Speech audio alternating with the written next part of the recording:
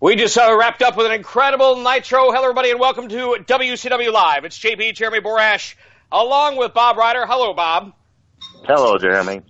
What an incredible Nitro. Just signing off here from Saginaw, Michigan. The phone lines are open, 1-877-WCW Live. And, Bob, certainly after what we saw tonight, anything is possible at New Blood Rising.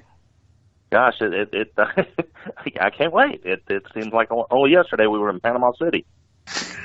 We never really did it. We actually signed off WCW. We were actually the last bit of programming produced for that company. Not a lot of people know that. They think, no, you went off the air with Nitro, that was it. Good night, hugs, sayonara. No, we did an hour after that in what was the most surreal post show in the history of online broadcasting. We flipped the switch. We did. And in that room, do you remember who was in the room as we turned off the lights? It was some of our closest allies. I think we had was Disco there. We had Konnan. I think Jeff Jarrett. We had a pretty good little group. You know what? I sometimes sit up and wonder, what in the hell happened to those guys? Where in the hell are they today? Where could Disco be? I mean, to think all this time, could Glenn Gilberti have amounted to something more than just the professional wrestler we know and love him as? No, I think he's doing Neil Diamond shows, knockoff shows for Neil Diamond in Vegas. I mean, I don't know. If I could see the future, I'd say he's just a muscle at a strip club somewhere in Vegas. Well, that's also a possibility. But we continue here as we reflect on the program WCW Live here on Keepin' It 100. Myself, Jeremy Borash, along with Bob Ryder. We have a very an assorted slew of guests, a cavalcade of stars we're bringing you this evening. And, Bob, I know you're very excited for our first guest. I guess. Overwhelmed. Phone lines are open now at 1-877-WCW Live. On the world's most dangerous phone lines, we go to line 3 where none other than Konnan is standing by. Konnan, are you there? Yo, what's up? Yo, Bobby, why did you say... You didn't sound overwhelmed when you said you were overwhelmed. I didn't think you were the first guest. Okay, thank you. If I'd known you were the first guest, I would have been ecstatic. Thank you very much. How you guys doing? What it do? Yo, man, there's a great reunion. I missed those old shows with the mini Vince Russo and what was the other guy's name that was on the show, and then they brought the girl on, and he was trying to pick her up. He was a regular. James from Kentucky. Yeah, James from Kentucky. James was awesome. And women and pound cake. We had a lot of regulars. Yes. I meet a lot of regular callers still to this day. They come up and said, yeah, I was the guy that called in and took on James from Kentucky in a trivia contest. Or I'm the guy that called in and had a verbal spat with Big Vito. Would you happen to have any of that last show or any of the shows? Because I heard some online and I actually put them on the show. There's a torrent out somewhere that someone sent me of the. I probably have 150 shows. Okay, now you have something that's even better, which you have not been able to procure me with these. There was a show we had called Catering Talk. Yes, right? Yes. You know I actually haven't given those to you. Yes, and so we would go into Catering Talk. We would go in during catering when everybody's eating and ask outlandish or double entendre questions. And some of those skits were incredible. Absolutely incredible. Bob, you weren't a part of that. And with good reason, and you're a distinguished man, friend of the community. It was good stuff, though. I remember very, very well. I remember a lot of those. So in the Catering Talk, Konnan, you would ask a lot of questions. Now, if we played these tapes today, surely we would both be fired from anything we would consider on That is true. That's true, because that was pre-pussification of America, when you could say shit and not everybody would think you were a homophobe or a misogynist or a racist, or, that's how it is today. Let me ask you a question. Who was the one, because there were a lot of guys there that were very opinionated, from the Wolfpack guys to Russo to Madden and everybody in between. Who is the one guy that got you the most heat? Kevin Nash. Kevin Nash? Kevin Nash. That weekend in Ohio that all hell broke loose. That wasn't good, was it? We were in the closet doing the post show, and he was vocal, and some of the suits walked by, and we got a pushback from it. I forgot about that. Yeah.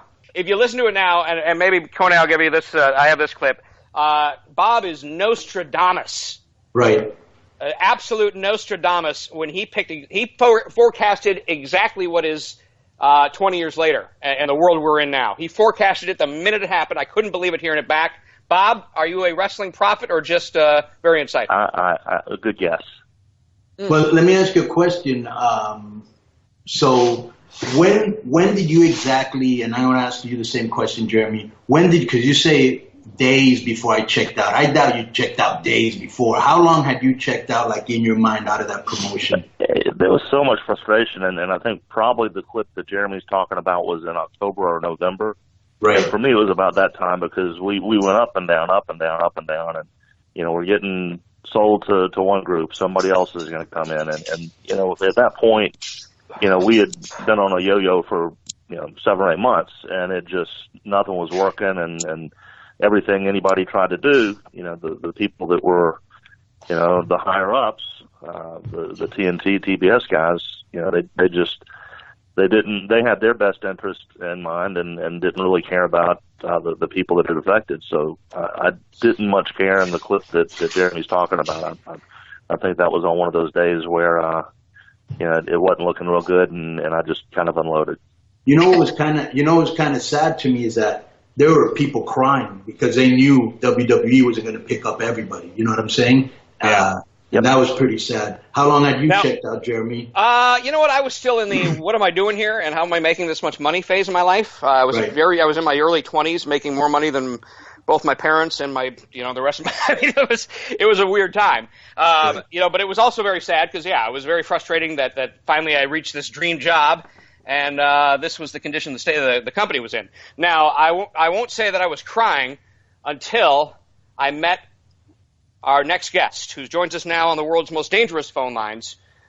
He comes to us now from Las Vegas, Nevada, Mr. Glenn Gilberti. I've got it like that. Tremendous. Pretty good. This is WCW Live reunion show? Definitely. This is it. Has James from first time in all these years. Yeah. Has James from Kentucky called it yet? we don't know. We don't know his whereabouts. I don't think we've heard from him really since the show went off the air, right, Bob? I don't think so. I haven't. Glenn, who was your favorite character of the guys that called in? Him? James from Kentucky by far. Yeah. And I've searched Twitter for James from Kentucky, and there is no there is not a I've tried to locate the guy in the past, couldn't find him. I hope to God that nothing ever happened to the poor guy. We never really got in trouble, so we kept continually pushing the envelope and talking about things that nobody in any wrestling company would ever really talk about today on any podcast about But remember when Banks would just openly bury the production of our show compared to the way the WWE was doing things? We got away with a lot of that stuff. I mean, everybody said that I was a shill for WCW, and I was burying the Ultimate Warrior stuff. I mean, there's all kinds of things that we were critical of. It was unbelievable. We were literally like an independent podcast, but we all worked for the company. We were openly buried every single week on TV. But you got to understand, the ratings were going. It wasn't our best period of rating time. But I actually think subconsciously we were trying to identify with the fans and then still reason with them a little bit. Well, and the one thing too is that we weren't going to prevent the fact that our company had great periods of success, and then it was kind of like in the slide going down, and WWE was going up. We were not going to let it affect us backstage. We were going to have fun, So we were going to do this show every week and just speak unfiltered until anybody really kind of told us not to anymore. And nobody ever. Well, yeah, I never got a single criticism from anybody in the office about things I said on the show. And if that, man, then just let me think. Imagine that happening today. That would not happen today. You know what I'm saying? No, because oh my God, if with Twitter, are you kidding? They would have been tweeting everything. Right. Every negative comment we would have said about the company would have been all over Twitter. Right. Then we would have just had to hope that nobody that's in charge has Twitter. Right. That was it. Yeah. Don't tag anybody. Yeah. Yeah, don't tag anybody. Right? Hopefully, God. Oh my God, I hope Eric does this. Well, Eric's not on Twitter. Oh, good. Thank God. Oh, he is on Twitter now. Oh shit, we got to watch it. Right? You know what? I believe we've got more special guests coming through in the Cavalcade of Stars. Bob Ryder, Glenn Gilberti, and Konnan. We are now joined by the man of the hour, the Tower of Power, too sweet to be sour himself. Vince Russo joins us. Hello, Vince. Can you hear us, Vince? Yeah, JB, it's nice to see you're alive and well, and you do everybody else's show but mine. But regardless, bro, nice to hear you anyway, bro. Well, welcome back to the show, Vince. It's great to have you on. After all, you really did pluck us out of the back room, the closets of the WCW corporate into the arenas. You were the first person to say this show needs to be at every Nitro, and sure enough, next thing you know, we're on the road every week. Well, quite frankly, I don't remember saying that, but, nonetheless, JB, if you want to make up the story as you go along, be my guest. I would try to give you how integral you were to the success of this program. That's what I'm trying to say. Bro, how is there heat with you? Wait a minute, Vince, you came in hot. Is there heat with you, JB? Apparently, I didn't know. Because, Konnan, I never – listen, let's tell the truth about me and JB here. Forget about me bringing Nitro Live onto the airwaves, okay? The fact of the matter is I took this virgin kid who was working on the Internet, bro. That's all he was doing. Him and Bob Ryder working on the Internet. I took this kid under my wing, a young kid. Next thing I know, you could ask Gil Bernetti, the guy sitting in on creative meetings. You asked me to sit in on creative meetings. Don't interrupt me. He's hanging out with the big boys. Now all of a sudden the kid's making six figures, Konnan, and I never hear from him again. So you tell me what's wrong with that picture. Well, that's absolutely not true. Immediately after WCW died, you and I spent the summer together writing what I feel is probably our best work, the most unpublished work of Bitch Slap. Well, I got to agree with you there, JB. That was the greatest show to never see the air. A show that I'm very, very proud of. And to think you and I sat in a room with Bonnie Hammer and pitched that. With Bonnie Hammer, with straight faces, bro. With absolute straight faces, we pitched that. Yes. So why haven't you done something with that show since then? Konnan, that's a good question because, that's JB, let's face it. The show was freaking hysterical. If people don't believe us, they could ask Double J because every time Double J needed a laugh, he would break out the show at creative meetings. JB, I think the show... Wait, so people don't know who we're talking about. Bitch Slap was the creation of a female wrestling organization. And could you and Jeremy tell some of the listeners about some of the great characters that you had come up with that would be appearing on the show? Absolutely. That's maybe another special. Maybe that's another special. It's 2017. We have to do this. It's 2017. Give me some names. Well, Konnan, I will tell you this, and I'm sure JB, he's a lot younger than me. I'm sure he remembers a lot of the names. I remember some, of course. Konnan, the show was 20 years ahead of its time. There's no doubt about it. This show would be over huge. And you would think with all the freaking connections that JB has, with that Robert Irvin, who quite frankly, bro, I like Robert Irvin, but talk show host, not so much. But you think JB would use his production company to get this freaking thing off the air. I'll tell you this, Konnan, our tag team chants were Moose Knuckle and Camel Toe, if that sets the tone for the show, bro. Vince, yeah. I would like to tell you that our boy JB is a serial, what would be the word? What's that dating app that you're on? Tinder dater, okay? Konnan, go ahead, bro. Some girl hit him up and said that she would be willing to hook up with him, but under one caveat, that she had a very discreet colonoscopy bag. She had a discreet. That's true. True story. Konnan, now that we have all the guilty parties on the line, okay? Right. Because, bro, listen, let's face it. Throughout everybody's career here, I've probably told the truth more than anybody else. But there's two things, Konnan. There are two things. Hey, There are two things that are questionable. One concerns your pal Glenn Gilberti, and the other is my pal JB, who never calls me anymore because he's got the new friend now who's got the talk show host with the muscles. What's the guy? Robert. Yeah, Irvine. Yeah, they're good friends now, so we forget Vinny Rue, but that's okay. Konnan, is it not true that at TNA, let's clear the table, bro. Right. Glenn asked you one time at TNA if because we got all parties here now, if you could borrow his phone, right? And yes. You know, the friend that you are, you lent him the phone. He used the phone, he disappeared, and then he came back to you. And right. you used some app, I don't know what it was, but you were able to find out who Disco had a call that was so important, correct? Right. Did you not trace that call back to the man line? Yeah, it was just redial. Yeah, okay. Man line, 100%. That's complete. And what we refer to now as fake news. That is 100% fake news. What was it referred to back then?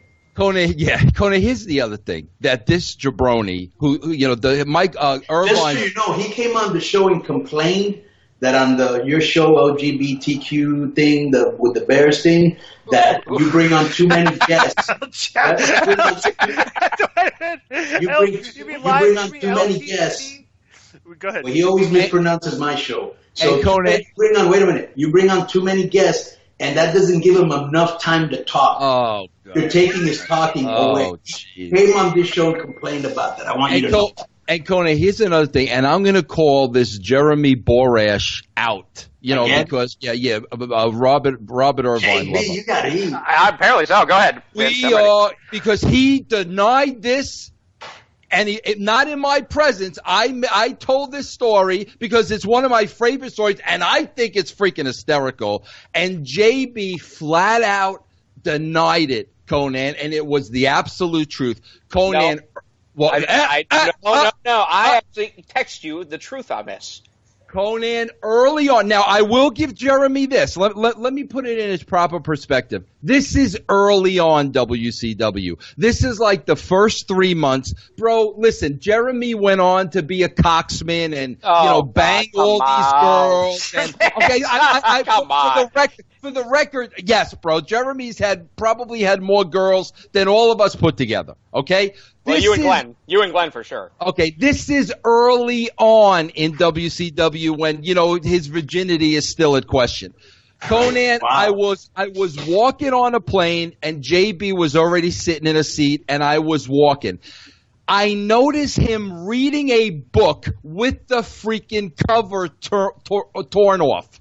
So immediately the red flag went off in my head. Who reads a book with a torn off cover? The cover was purposely torn off. So of course I had to rip the book out of JB's hands to see what he was reading. So I ripped the book out of an unsuspecting JB, and the book he was reading was How to Pick Up Girls. Well, that is not the title of the book. Yeah, well, yes, it was. And the author is a friend of mine named Neil Strauss, who also wrote The Dirt, the Motley Crue biography. This guy is a legitimate author, Vince, and I resent the fact that you think I'm out there reading books to try and Glenn? Yeah. Don't. Ridiculous. You are. I know Neil Strauss did write a book called The Game, but the book was about picking up chicks. And right. It was a how-to. Right, well, that's what. Okay, so what are you talking about? He gives me a copy of it. Okay, what is it? It's ripped off because it's a promotional copy, so you can't return it. Well, Ben, we have another guest lined up. All right, guys. Thanks for having me, guys. Yes, Konnan. Yes. Plug your shows, please. Yeah, no, everybody. I'm a part of Konnan's family as well. You can hear me every day. Vince Russo's the brand on Podcast One, and I'm at Twitter at the Vince Russo. Excellent. Vin, good talking. All right, fellas. Take care, you guys. Mystery caller on line 2. Mystery caller. Hello. Oh, yeah, this is Larry from New York. Larry! Yeah, Larry. Larry from New York. Wait a minute, time out. Wait a minute. Is this you? Yeah, how's Nitro? I haven't watched Nitro in a few years. How's it doing? Still good? Maestro had a great match tonight. Yeah. Yeah. The greatest Nitro in the history of our sport. Obviously, this is the guy who was the founder of the Feast, WCW Live, the glue that held it together, Mark Madden, please. Hello, Mark. Nice to have you on. Nice to have you join us. Well, nice. I know you guys somehow forgot to call me the very last episode of WCW Live, so this obviously totally makes up for it. Jeez. Well, they didn't forget. A little slow on that one. They didn't forget. They didn't forget. I think we probably just carefully avoided you that night because you were really, we were unfiltered. We were unfiltered. Like if we were 9, and I'd say I was maybe a 7. Bob was a 9. You were probably a 14 and a half. Well, the big thing was about, and I honestly believe, and this is credit to everybody involved, that WCW Live remains the best show of its kind, the best internet talk show. I honestly think it's better than all but a few podcasts that are out there. There's some really good podcasts, don't get me wrong. I think the Jericho podcast is real good. The podcast you guys do, the Konnan podcast, is real good. But in terms of doing it live, there's a certain ambiance to doing it live. Like you said, Jeremy, the unfiltered nature of it, doing it live, I don't think the podcast can quite capture. So I think there's some that have approached what WCW Live did, but not really gone over the top like that program. Well, it was interesting while we were doing it. Remember the Saturday morning show that was attempted by WWE Live Wire? Was it called? Well, but the thing is, WWE's tried to do this stuff, but they fail at it because they wanted to always protect their product. Like I always laugh when they had the JBL Mauro Ranallo thing. And they went off script, and they said, and then it turned out they didn't go off script. They scripted going off script. Whereas what we did, we just did. And sometimes management didn't like it, but it really made impact out there, in the fledgling days of the internet wrestling community, who I've grown to hate ever since. Madden, you know why your contribution though on the show was so much more important back then because you had the one thing that was part of the thing that drove your narrative. You always had what we referred to as hot news. Well, no, I still do have hot news, but wait a minute. Wait a minute. Do you have any hot news? Well, not the second. No, of course not. Oh God! But no, what I thought my biggest contribution was back then was I was an experienced radio guy, and I thought I served as the compass a lot of nights for what we were doing. The moral compass or just a compass? Not the moral compass, believe me. Tremendous. And you know what? Another thing that you guys did very well is that, you knew who were the most entertaining guys backstage, and you would have them on the show, too, whether it was Jericho or Nash or Hall. You know what I'm saying? Yes. Right. It wasn't, you just named Konnan, obviously some really big stars, but that wasn't why we had him on. We looked for whoever would be the most fun to listen to and to talk to and brought them on frequently. The names you just mentioned, they were regulars. They were on all the time. Russo was on all the time. Bischoff more eavesdropped than was a guest. I remember when we were at Panama Beach City doing the show in a trailer, something happened that night that Eric was worried how we'd address it. He was literally eavesdropping outside the window of the trailer. Oh, yeah, and I remember that day you had on your show, it was Nash, Hall, and me, and you said you guys are the gold, silver, and bronze medalists of heat in this company right now. So, that's right, I remember that. Yeah. Pretty much. Okay, listen, I got to go. I'm off to see UFO, the greatest rock band ever, in Akron with LeBron James. Oh, that's right. You always used to plug your UFO on the show, on the WCW Live show. So where are they performing? At the Tangier in Akron, owned by Sam Ace Rothstein. Interesting. Wow. And Mark, I'll see you out in Vegas, in December, huh? Absolutely. But I wish you hadn't said that because now Disco will expect to be included. Oh. But wait, time out. Bob. I meant late November. Time out. I got to go. But can't save that, Borash. Every Thursday night on Pop is Impact. And Glenn, it's been a wonderful reunion we've had. Can I ask you one last question? Go ahead. Which gets Glenn absolutely mad when I do this. Is there any chance of Glenn being hired as talent, anything for Impact? No. Well, let's not use the word talent first. All right. All right. My bad. We'd have to come up with something else. Is he even on here? Hello? I'm here. Yeah, I thought this was a very disrespectful question, and I heard Bob say no. There was a little quiet little Bob, but no from Bob. Okay, I heard that. So I thought that was it's very eerie when he goes more than 2 minutes without talking. That's why I got to make sure he's either awake or still on. I have often said that I would pay to have Glenn be on the roster just to sit around and make us laugh. Not to put him on TV, to keep him out of the way, but just to make us laugh. Because don't let him. Funniest people. Yes. No, don't let him anywhere near the ring. Don't let him anywhere near the booking committee. But just keep him around, and we'll have a good time. Just make us. Just have him sit in catering. Kind of like one of those like a brand ambassador, like a backstage brand ambassador, just walks around makes everybody feel good about the company and working there. Yeah, but just for us, not for anybody else, but just right. for us. Yeah. No, just for you guys. Yes. Could we hire him as a brand ambassador, Jeremy? What's that now? Could we hire him as a brand ambassador? He'd be a brand ambassador for something there right now, but I don't know what brand that would be. So when I find the right brand, we'll put him with that. I think the lovable thing about Glenn is that the people that know him love him and still hate him at the same time, and that's a rare quality to have. Jesus. That is very true. Good worker. All right, boys. Well, I can't believe it's been this long, Jeremy. We never did a reunion before. Well, it's kind of a weird reunion. It's a 16-and-a-half-year reunion. Yeah. So it's we'll reconvene this and do it again like 2034. 2034.